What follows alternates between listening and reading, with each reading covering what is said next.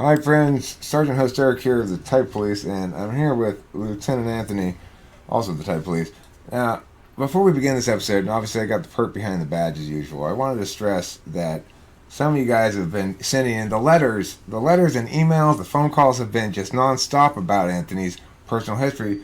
Where was he for such a long time? Because you may remember when we first met him, he was just a trainee. Well, where he was his career skyrocketed. I don't know who he was sleeping with.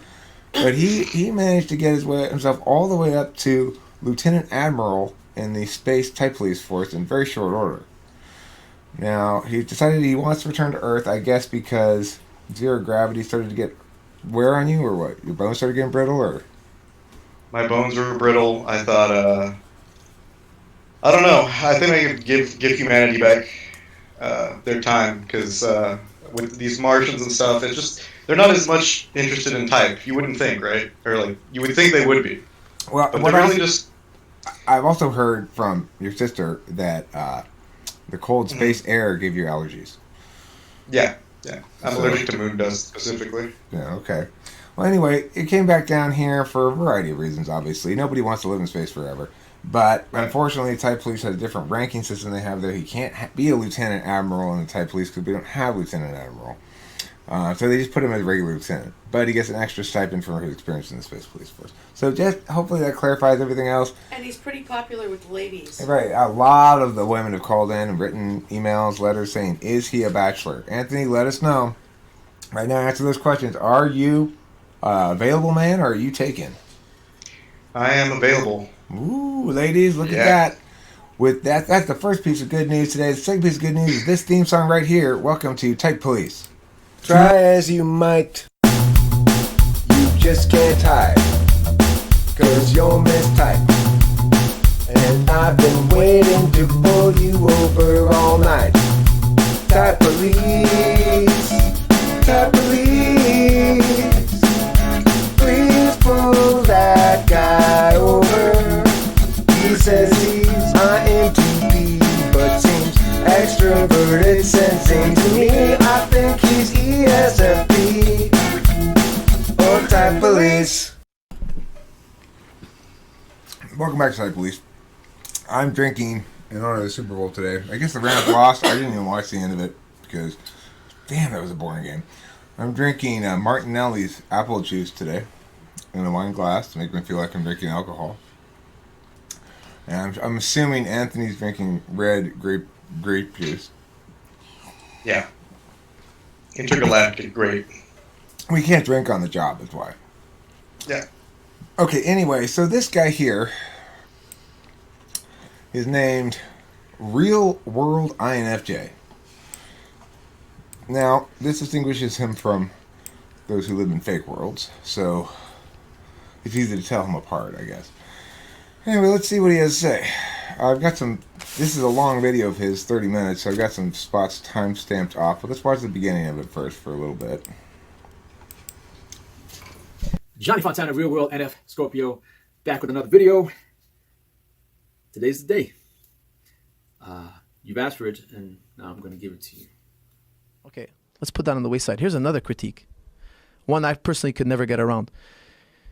He says, look, all the greatest thinkers in history, this is actually an Ibn Taymiyyah critique of logic. He says, look, all the greatest thinkers in history all disagree. Like Plato and Aristotle. You know, Plato tutored Aristotle. Mm-hmm. Two of the greatest thinkers in ancient history. They don't agree with one another. They both say you're wrong, and the other guy says I'm wrong. Okay, fast forward. Every generation, their greatest thinkers disagreed. Leibniz didn't agree with Voltaire. Today, Sam Harris and Jordan Peterson. Maybe they're not the top intellectuals of our All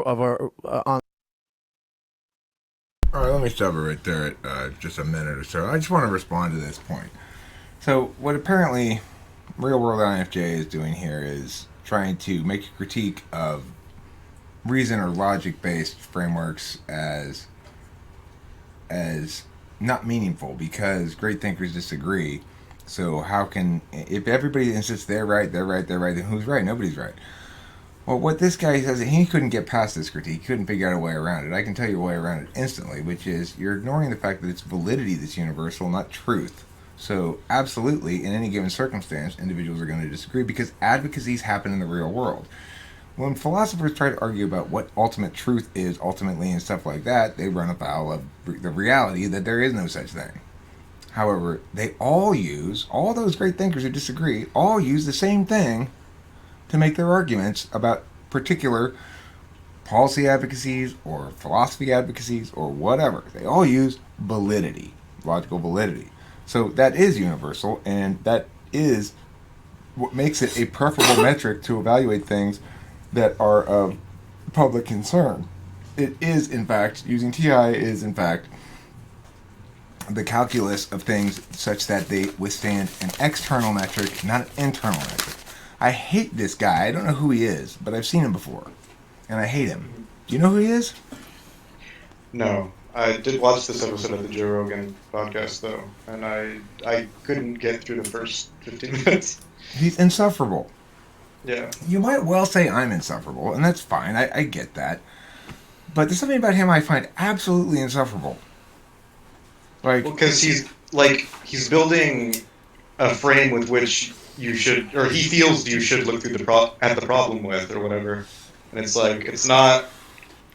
Is that like FE in some way, like perception management, like kind of canning the what is it? he's not engaging seriously with the ideas so much as he is trying to position himself as the superior thinker, you know? And But like the comparison, like with these older philosophers, like he's. Those are just examples, right? Like contextual examples to dismiss TI. I mean, I see it as a dismissal of rationality as a means of understanding. But I mean, I'm putting words in the guy's mouth there by saying that he's put this here contextually for some reason. Obviously, it doesn't exist just in a vacuum. But let's scoot ahead a bit and see what else he's got to say.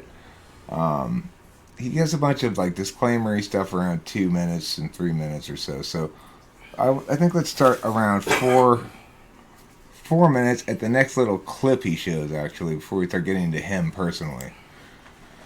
This is perspective. A lot of guys, they come into the game thinking that it's going to be something that they can very easily deconstruct and create a formula to deal with. And the truth is far different. It's interesting because I think that's why a lot of people are drawn to the game, you know, because they think, okay, here are these rules that govern social interaction. And if I learn these rules, I learn these theories, I can protect myself. I can just, you know, go down the flow chart and I'll never have to feel bad ever again. You know, I do get a lot of engineers on boot camp, and I'm sure in some small part that's due to the fact that I live in Silicon Valley, you know, San Francisco Bay Area, and there are a lot of engineers here, and that's what attracts them to the game. You know, this idea that it's something they can figure out, it's this puzzle, right? But in reality, game is not some simple arithmetic problem you could just plug quantities into to get a standardized result. You know, an interaction is a living, breathing, dynamic thing where the variables are constantly changing in real time. Look, if every girl in the world behaved in exactly the same way, then sure, you know, Mark's idea of practicing on one girl would work out just fine. But you know as well as I do that that is simply not the case. So let me give you an example of what I'm talking about here. Let's say that I'm interacting with a woman and I start to tell her one of my stories. And this is a story that I've told hundreds of times before to various people. And I know that at certain points in the story, people are likely to react a certain way and or say certain specific things. And these are what we call invisible threads. And that's an old school community term. And invisible threads, quote unquote, are basically made up of all the possible ways that a conversation could branch out from a given starting point. And once you've done enough interactions, you know, thousands and thousands, you'll start to get a pretty good idea of what most of the invisible threads are for a given conversational topic, or a given story, or even a given theme of conversation. And once you know that, it becomes very easy for you to dominate the conversation and control the frame because. All right, that's where I wanted to get to is 6:22. I should have started about 30 seconds later, but What are your thoughts about that? Why does he put this in here in a video about type police? Because this is arguing an implicit frame, and it's like particularist in nature, saying like these specific contexts that we can imagine are serve as like you have to format the information to fit the situations. It's not the information stands on itself, and then we're actors in this whole game. Like I don't know. Like it's that's what I think about it. I don't know if that means anything. I think what you're getting at there is, I remember I was muted. I think what you're getting at there is that he's interfacing via a TE means. He's saying, or a TEFE, an interface means, where he's going like, look, you have to interface. You have to be adjusting in real time to stimulus changes. You can't really have a plan going in that doesn't take into account responsiveness in the moment. Right. So in that regard, I think what the guy is doing is saying you can't really type people without interfacing with them. So, I mean, let me just first say this about type police. Type police is designed to be entertainment, okay? I am not formally typing anybody, and I no doubt throw people in jail whom I shouldn't throw in jail, and I no doubt let people go whom I shouldn't let go. This is designed for me to make my judgment and the amount of time that I devote to it, and then, hopefully produce an entertaining show. Do I sometimes contradict my understandings of functions and other capacities? Yeah. Sometimes I type people more on gut, and some people I type more on. For type police, it's like, all I'm trying to do is eliminate one possible thing. I don't think this person's an INFJ, for example, and therefore I'm going to arrest him. Remember, I'm not the last stop. Anthony's not the last stop in the criminal justice system of typology.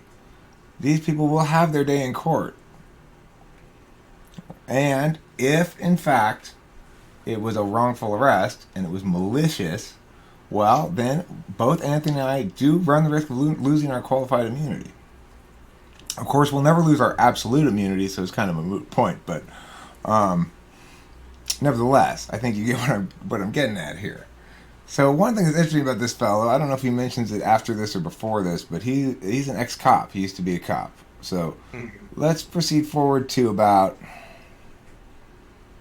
let's proceed forward to about 7 minutes and let this guy talk a bit, and we can start talking about whether we think he's an INFJ. The thing with Eric is that, just like many of us don't realize, it's very difficult for us to hold different concepts in our minds. So a lot of what he says on one video, he'll contradict on another video, but he also acknowledges that.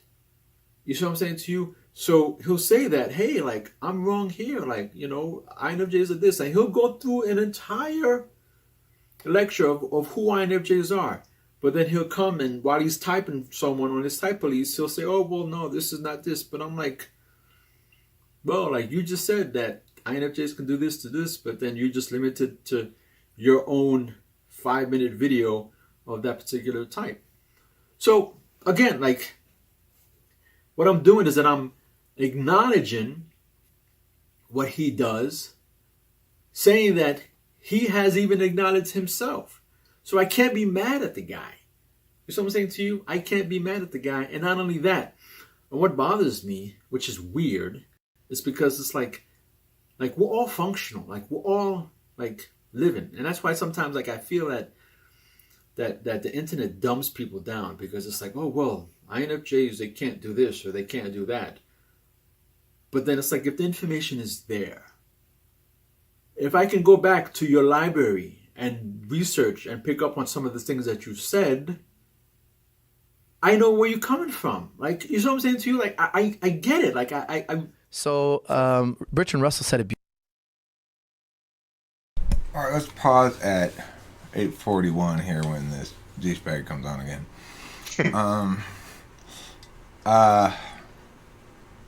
What are your thoughts about that? disclaimers that this isn't a character attack, that this is a methodology attack, and that he can't fault you for it.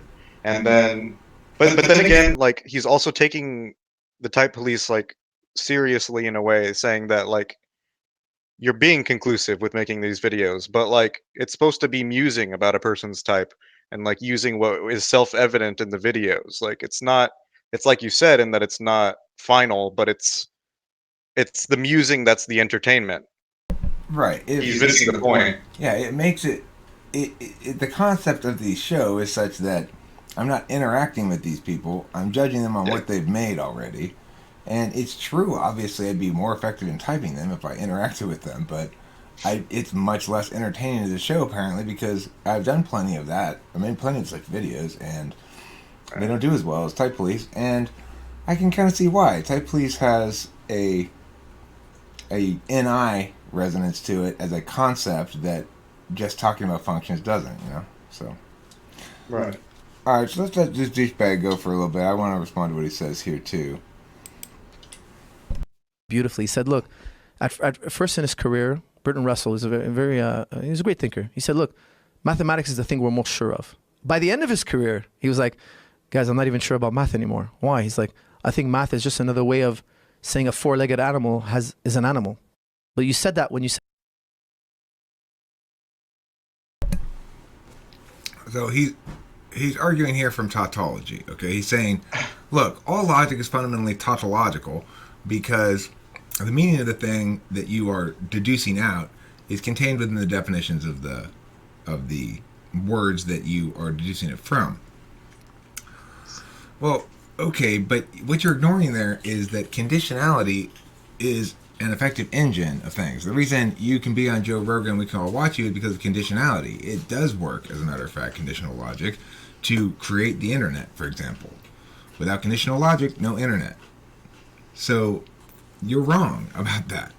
It's simply completely wrong to say that all logic and reason is tautological because it's relatively absolute. That is to say, things are absolutely true or false relative to the definitions we agree on for certain contexts. The fact that it's contextual like that and relatively absolute and not absolutely relative is what makes it appropriate for general communicative purposes rather than for personal interest purposes. You fail to make the distinction. You're not a good thinker. I don't like you. I strongly dislike this guy. I don't know who the fuck it is, but I strongly dislike him.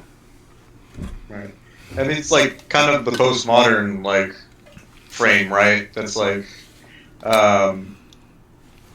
they refute it by reducing it to semantics. Well said. Perfectly said. That's Yeah. exactly what they're doing. But they don't even understand a couple of different things. Number one, that's self-defeating because if they're just going to reduce everything to semantics, why should we accept their reduction as anything other than semantics? Right. But Right. On another level, we know it's not just semantics because we can replace words with symbols and still test the validity of it. Right. And this guy is so smug about his fucking wrongness. It's annoying. Mm-hmm. Okay, let's continue. So the next, I want to fast forward a bit to, let's see.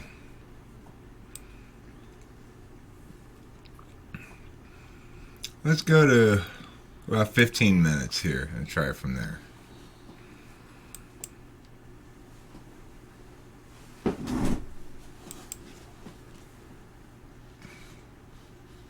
Am I having internet problems? Can you hear me? I can hear you fine. Okay, let me just refresh this and put it at 15 minutes then.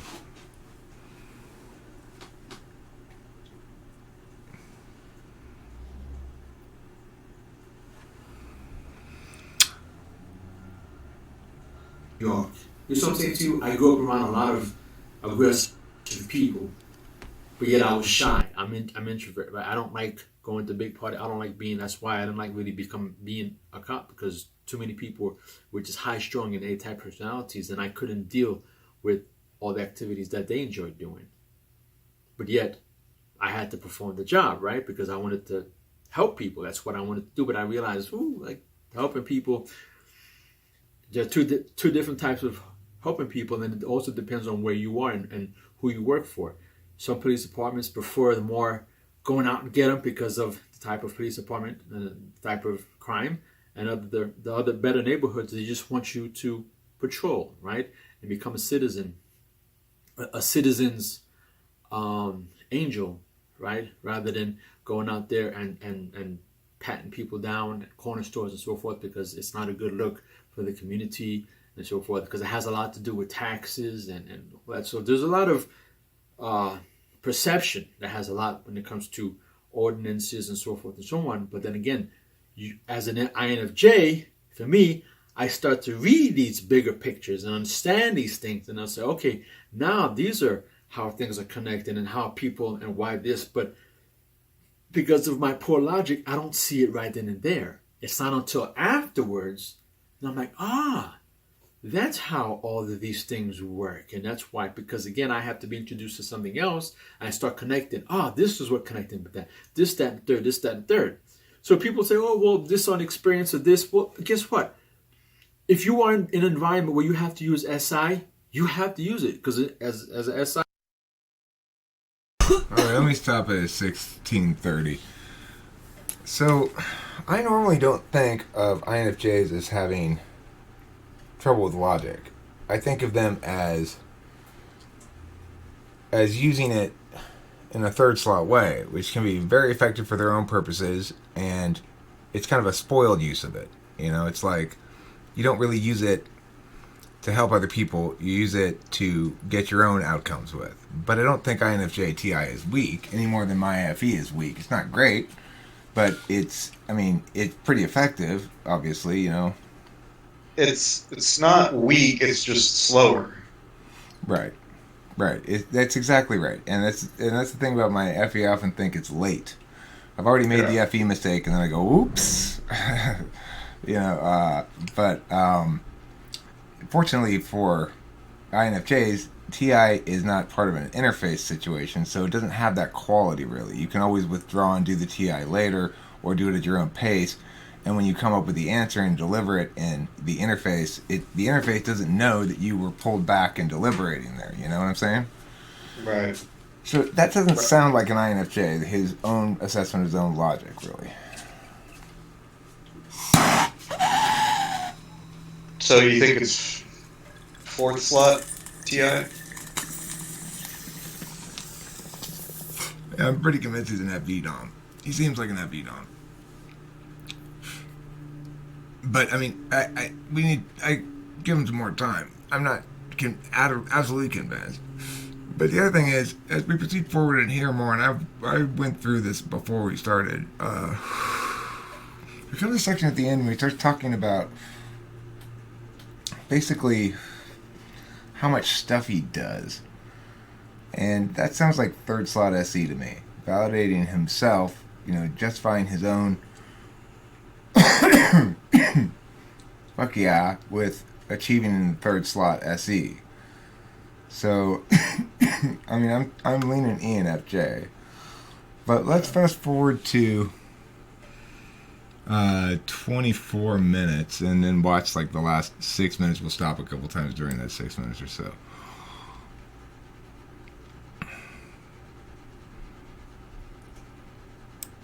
$23.58. Here we go. Other things, not exposed to everything. Where someone like me, like I sat and I had to create policies for the federal government. You know what I'm saying to you? Like I had to go to the White House and make meetings and attend meetings that actually affected, you know, government policies. Like this is big, world-changing events, right? Like I was, you know, part of providing internal security for U.S. embassies, right, and councils in 3 countries. Okay, like you know what I'm saying to you? Like these are big things when you're meeting the defense attachés and the deputy chief of missions, you know, and the regional security officers for embassies, and you're having discussions with them and you're figuring things out and you're understanding, you know, like you're traveling the world, you're understanding culture. Like these things play a role. You see what I'm saying to you? So like how are you going to just limit me to just that, to just an INFJ, and say, well, because you said that, so therefore you're not that. Keep in mind, we haven't typed. You know what I'm saying to you? Like, but then we're chameleons. So we missed the paradox again on that. So if you're a chameleon, you can do this, you can do that, you can do that. But then when I now never said INFJs were put chameleons. myself in front of a camera, which was never the case before, it's just only now that we're actually doing this, you can now read me through a camera. So I'm doing something that we are normally, when the systems were being created, did not exist, where we sat there and we had discussions with people and explaining things from our point of view, right? And now we are, characters, but yet we're being told that, oh, you're not this, you're not that. Like, let's get ahead. Producer, why don't you get ahead and show him that clip again. So you actually have cultures now that are celebrating inauthenticity.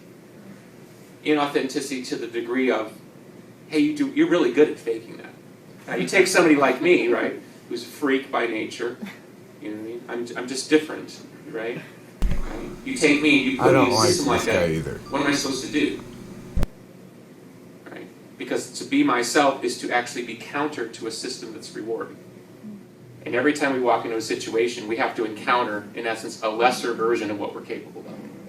And we have to constantly be told that somehow that too much is not enough, which is really weird. It's like a woman who refuses to get plastic surgery and all her friends are like this at 55. You know, if people around her don't appreciate the fact that she's aging gracefully, well, you see, it inverts itself. So a band like Smashing Pumpkins sticks out precisely because we won't go along with the inversion. And every day I got to do an interview, and every day I got to deal with a band who doesn't get that inversion. Oh, it's fucking. And all I can do is like, don't know what to tell you, dude. There's the old albums, you know. So anyway, thank you. Aren't you a fucking self-important little shit? You see what I'm saying to you? Like, that's. Right, let me pause just- it. Let me pause it right here at 2:27:25. What do you think about that fucking Smashing Pumpkins dude? You're muted. Yeah, it's like talking about like being part of the social system is like he's like describing it like it's a meat grinder and like being put in that situation or other people sort of forcing him to play the game, like it's just so fucking impressive to him. Like But I mean, I think he's just wallowing in his own smugness anyway. He's not even talking about like as though he were subject to some sort of oppression by he's so satisfied with his self-identification as the one who really gets it, and I'm not like all those other sheep who blah blah blah blah. I fucking hate that. mm-hmm. Especially when you're a smug ass famous Smashing Pumpkins guy who's got like a couple of good songs and the rest of your shit's all fucking self-important and pretentious and gay. So no, dude, shut the fuck up. Now, this guy here, he's about to go on. So he did all that stuff, right? Mm-hmm. Well, what's his point there exactly? That his success is somehow validates the rightness of his frame. Okay, now keep in mind, this video is called "My Thoughts on Type Police." Eric from Talking with Famous People. Yeah. So, presumably, that's relevant to me in some regard, right? Yeah. Is he saying that he's done all this important stuff, and I've just been sitting behind a computer or something? Or, I mean, I don't know exactly. Building castles in the sky? I don't know. It sounds like that's what he's accusing you of. But let's go ahead and push play here and see what else he has to say. Yeah, it bothers me. You see what I'm saying to you again? Because it's about the social interactions that we do. And that's where we differ. You have these guys who are just here. They're just intellects. That's what they do. All right. One more here. I mean, how the fuck would you know? You know, it's like, it's all through these different references. If you're just spending a lot of time, and this is everyone today, on the fucking computer, and then you go out in the real world, you have no idea. Because on the computer, guess what? There's a live video, a webinar. What's next to that fucking webinar? The chat box! Hey guys, dick pics, and all this weird shit. And then you come to a seminar like this, and you're like, I guess the chat box is I just speak up in front of everyone. Dick pics? Yes. No, it's the context. And it's hard to say here, and again, I really appreciate it, and I do agree with everything you said, by the way. That's what I'm saying. The place it's coming from and what you're saying is fucking on point, but because it doesn't connect, it just kills. And you'll repel a lot of people just in terms of who you meet after this in your life if you don't start to it, because you could be the greatest guy, intentions, have the greatest ideas, but it won't click with other people because of that. So we get into this point where now we just limit each other to this side and to this side, right? Not realizing that the information is here, that we need more versatility. You know, we need people who are versatile in here and here, who can then now mix and to be able to provide, you know, different types of individuals. And these are the people who actually do well. They are the ones who can actually maneuver through life. Because if you have just people who are just sitting behind, you know, their cameras and they're not exposed, they're not involved in other things, then guess what? Then they become this person. They don't make it or make for, you know, versatile people. They cannot provide, you know, counsel. They cannot provide, you know, experiences and perspective, because they only come from one perspective, right? And being that the information is there for us to take, it's like, bro, like, I saw what you said. I got it. Now I'm going to internalize all this information and I'm going to present it to you here. Right? He's putting poop in a candy wrapper. You're going to watch the video and be like, oh, you said that. You said this, you said that. And therefore, you're this, you're that. But then I'm going to make a video and say, how come you didn't realize that because the information was there, that I didn't actually throw it out there to get a reaction out of you? Johnny Fontana, Real World and Scorpio, we out.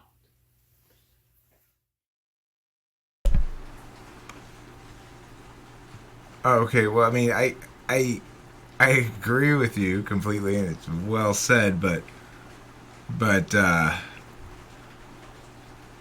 what was he saying there at the end? Good question. I want to go back to, well, I guess, 24, 23. Let me see if I can find this thing. I have to, you know, ensure that I evolve, you know, myself with her, or evolve myself to meet her needs. Okay, yeah, let me go back to about 20 minutes, okay, and we'll watch this last little bit here. Different aspects, but because I had to use them, I was forced. So as a personal trainer, I had to use certain functions as a personal trainer. You know, like, so now I know. Before I was a personal trainer, I didn't understand trainer, 1959.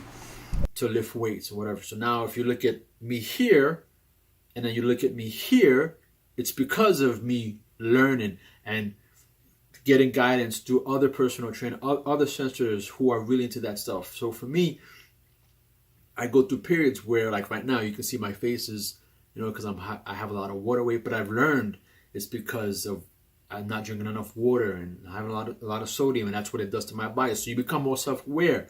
But again, it's through dealing with other people, asking people questions and so forth. You see what I'm saying too? But I would not have known that. Same thing with you know, auto mechanics. You know, when I was in the military, I didn't know anything about cars, right? But then now it's like you go there, you start to realize certain things, and now you start picking things up. But then for me, if I go away from it, I'm not going to remember. Like, I lose it quickly. Whereas sensors, it's easy for them. Like, when I was going through class, I realized that a lot of them were picking up on the new information is because it was just connecting the dots for them.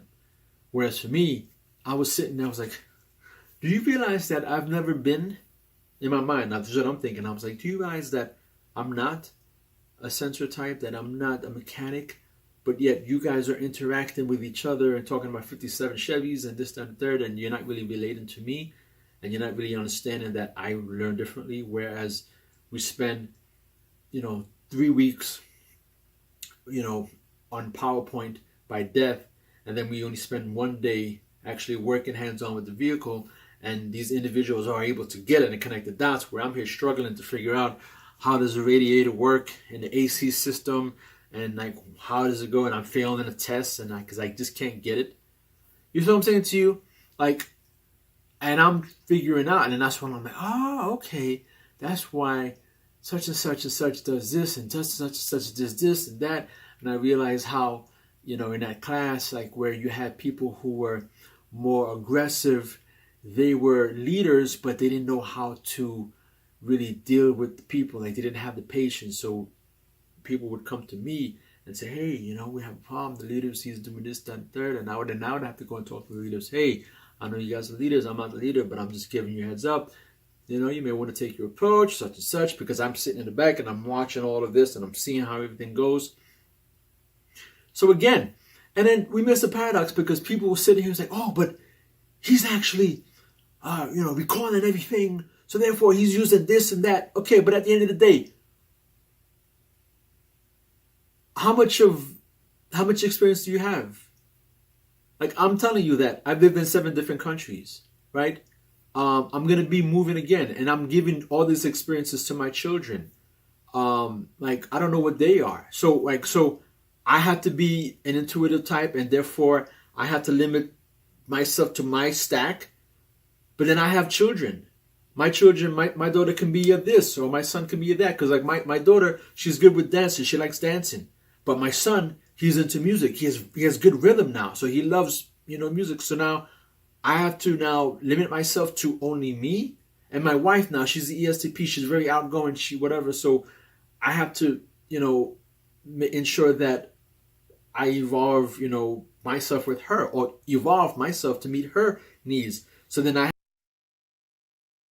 Okay, I stopped at 2340. There's a couple of different interesting things go there, right? So Definitely. what's the first thing that you think is worth noting? Well, he uses experience a lot as just a way to package his argument. Like, you're gonna have experience. I have experience in these ways, and that makes me a bit more of an authority to say that this is the structure of logic, or that logic. The structure of logic should be interpreted in this way because that's been what's consistent with my experience in my frame. That's what it seems like he's saying. Well, yeah, and even though he uses the word experience, it sounds to me like he's saying basically, you aren't valid within yourself unless you're valid within yourself like I'm valid within myself. I'm valid within myself because I achieve SE stuff. I do SE stuff. I do a lot of stuff. And that makes me valid and legitimate. Right. And you don't do as much SE stuff. Therefore, you must not be as valid and legitimate. The thing is, I think you'd be surprised just how many different things I've done, actually. But, I've accomplished things as well. He seems to want to put me in some sort of narrow box of I'm just this guy who talks about cognitive functions of the internet. To be perfectly frank, this channel was never supposed to be, and still is not technically, a cognitive function channel.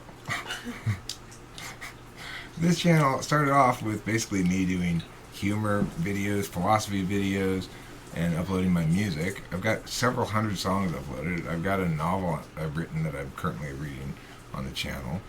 I've been a debate coach for a number of years. I've had national champions. I've traveled all over the country doing that.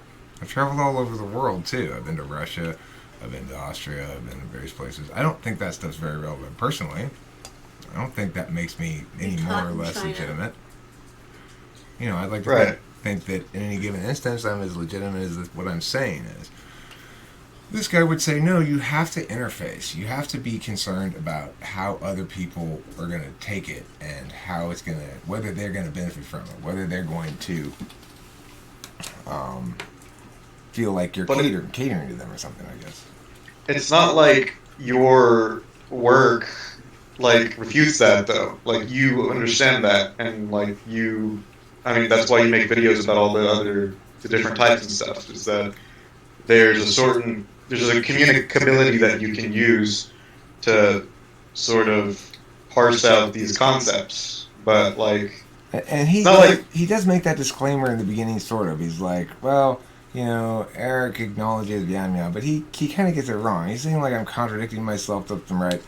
I'm not contradicting myself left and right. If I'm in a type police video, I'm making judgments based on one or two factors and not others.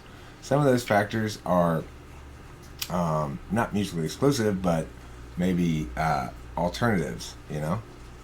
Mm-hmm. So, for example, if you were to say,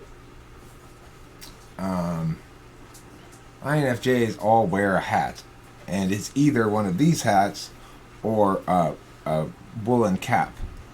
Well, then saying they have a woolen cap doesn't mean that they're not INFJs because they're not wearing one of these. So I said in the beginning that they're wearing either this or that, you know. So it might be a situation like that where there's alternatives. I generally don't contradict myself. It is true that in some of my older videos, before I got to the current model that I'm using, it's been pretty steady now for quite a long time. But before that, I had some early drafts of the model, some betas that didn't work out, and I had to scrap them. So if you're looking at a video from a long, long time ago, that's true. You'll find contradictions. But within all my recent videos, I think I'm pretty and clean. Like when you analyze the behavior, a behavior can come from different interactions of your cognitive profile. Like it's like the behavior is a symptom of like the cognitive machine, or not a symptom. I don't know. It's like, you know what I mean? The other thing is, what we're saying basically here in Type Police is, let's pretend this guy is always exactly like we see in this video. You know, right. What type would he be if that's the case? I know, Anthony knows, that when people are done making videos, they go have a life and they do their things. I point out that it doesn't matter how many like fancy sounding things you did, dude. You know, it's like you had to go to some meeting where something important happened. He used like the fact that he lived in 7 countries is like something that's makes his logic more sound. I'm like, what? Right. The thing is, you got to understand. You talked about context in this video somewhat, and you got to understand the context. In this context, we're doing visual and spoken media. You are too, and thus one's, I guess, ability to do it well and presumably legitimacy in the medium is going to be consistent with one's experience in that medium, not in something else, you know? So, what do you think his type is? He seems dominated by his frame, like he can't escape it, which suggests high interfacing. We've discussed why his logic seems to be 4 slot. So I think he's either ESFJ or ENFJ. I'm leaning ENFJ just because he does a lot of NI style. He has a picture, it's just incomplete.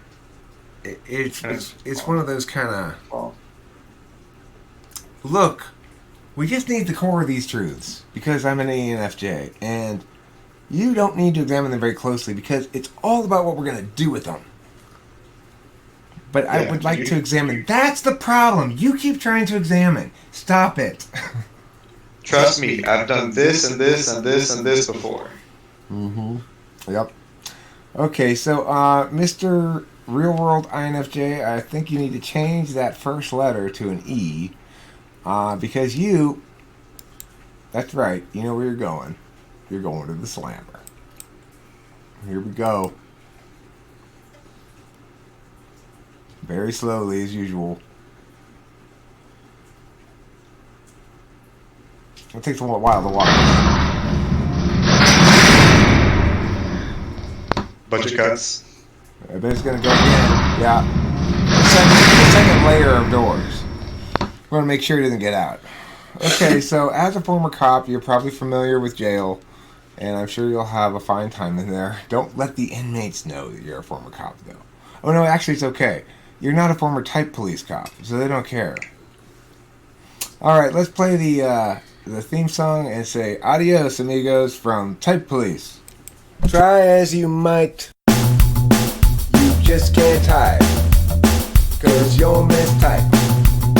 And I've been waiting to pull you over all night.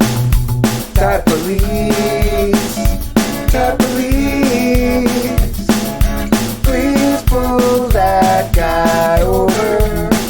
He says he's INTP, but seems extroverted, sensing to me. I think he's ESFP or Type Police.